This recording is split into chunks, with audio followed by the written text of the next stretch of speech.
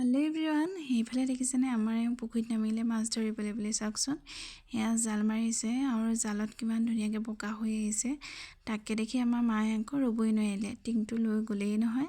আৰু এইফালে টিঙত লৈ অহাৰ পাছত এইখিনি দেখিছেনে ধুনীয়াকৈ গামলাটোত জীয়াই থৈছে। আজিকালি ঠাণ্ডা দিন অহাৰ পৰা ধৰি মানে ৰ'দত ভাতকেইটা নাখালে ভালেই নালাগে। চাওকচোন, ৰাতিপুৱা ভাতকেইটা আমি ৰ'দতে বহি খালোঁ।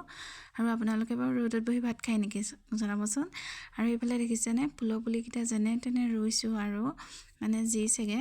আৰু এইফালে পানী দি আছোঁ। আমাৰ যিহেতু ৰ'দ পূৰা পৰে, সেইটো কাৰণে ফুলৰ পুলিখিনি মৰি যায়। আৰু যেন তেনে এইফালে মানি প্লেণ্টটো জীয়াই ৰাখিছোঁ। তাৰপাছত আকৌ দুপৰীয়া সময় হ'লেই নহয়, এইফালে চুজি অকণ বনালোঁ। এওঁ আহি পাবহিয়ে আৰু দেহাকো খুৱাই ল'লোঁ, চাহ অকণো খাই ল'লোঁ।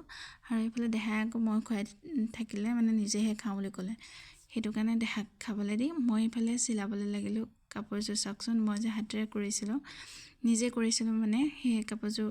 তাৰপাছত সন্ধিয়া হ'লেই নহয়, মায়ে অমিতা কাটিলে, অমিতা খালোঁ। আৰু এইফালে দেখিছেনে চুমে যিহেতু আমাক চুব মেলিব নোৱাৰে, সেইটো কাৰণে তাইক লগাই দিছোঁ মই কৰা কাপোৰযোৰ দহি বাতিবলৈ। মই জানো কিন্তু সময় নাই, আৰু সেইটো কাৰণে তাইক লগাই দিছোঁ।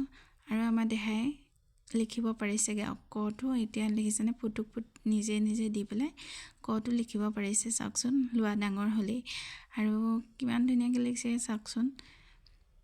এনেকৈতো আগবাঢ়ি যাবগৈ এটা দুটা লিখি মেলি। এয়া প্ৰথম ক ষ্টাৰ্টিং হৈছে, তাৰপাছত হয়তো আৰু লিখিব পাৰিব। দেহাক যাতে সদায় ভালে কুশলে ৰাখে এটাৰে কামনা কৰিব। আৰু এইফালে দেখিছেনে ৰাতিৰ সাজটো যোগাৰ কৰিব হ'লেই। এইফালে ৰাতিপুৱা যে মাছ ধৰিছিলে সেয়া মানে ভাজিলোঁ আৰু খুতৰীয়া শাকৰ লগত বনাম বুলি ভাবিলোঁ। আৰু এইফালে দেখিছেনে এওঁ ভাজি থকা দেখি এওঁ সহায় কৰিবলৈ আহিলে। আৰু দেখিছেনে মুখৰ ভাজ কি যে কৰি নাথাকে। ভিডিঅ'টো আজিলৈ ইমানতে সামৰিছোঁ, বাই।